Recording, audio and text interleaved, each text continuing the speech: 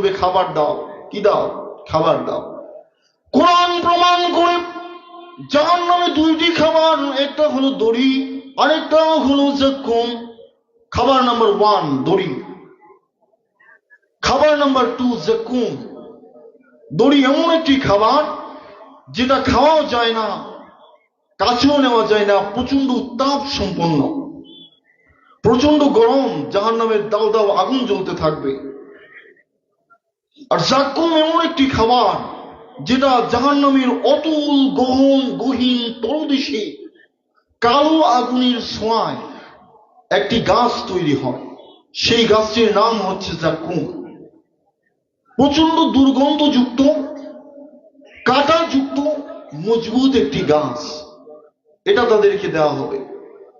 বিশ্বনবী বলেন তিরমিজির বর্ণনায়, লাউ কতরাতাম মিনাজ যাকুম কুতিলাত ফিদ দুনিয়া,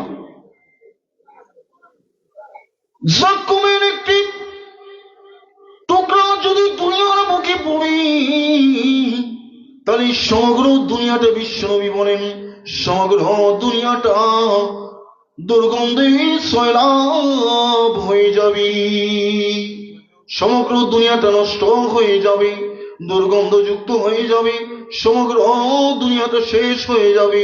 ওই যাকুম তারা খাবে, খিদার ছুটে ওটাই খেতে থাকবে। খাওয়ার সাথে সাথে যেখান দিয়ে খাবে আটকে যাবে, গলার মধ্যে আটকে যাবে। এবার বলে পানি দাও, কি দাও? পানি দাও। জান্নাতে যেমনি শেষ করে দিয়েছে,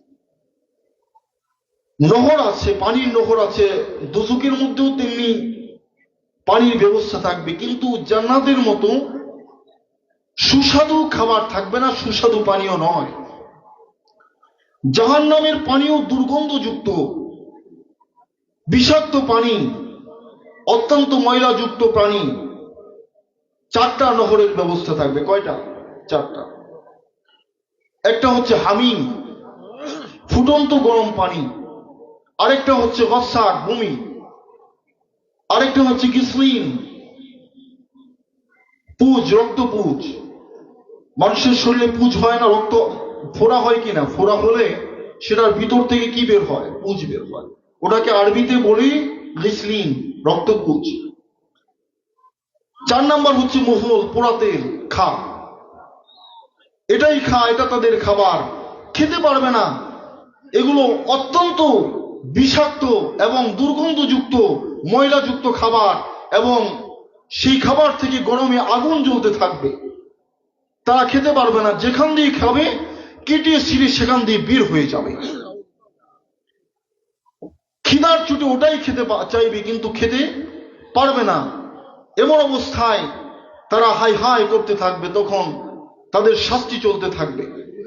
তখন মহান আল্লাহ রাব্বুল আলামিন তাদের শাস্তি দেবেন। তাদের শরীরে কতককে জাহান্নামের মধ্যে হাতুড়ি দিয়ে তাদের কানকে পুড়িয়ে থেতলে দেওয়া হবে, হাতুড়ি দিয়ে মারতে মারতে তাদের কানগুলোকে ঝাঁঝরা করে দেওয়া হবে, কতকের শরীরকে পুড়িয়ে ছারখাড় করে দেওয়া হবে, কতককে বড় বড় পাহাড়ের উপর থেকে ফেলে দেওয়া হবে, তার শরীরটাকে ভেঙে চুরে চুরমার করে দেওয়া হবে।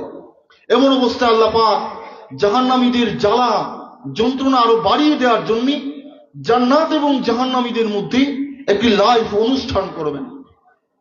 লাইভ অনুষ্ঠান, সরাসরি সম্প্রচার, কোনো তার থাকবে না।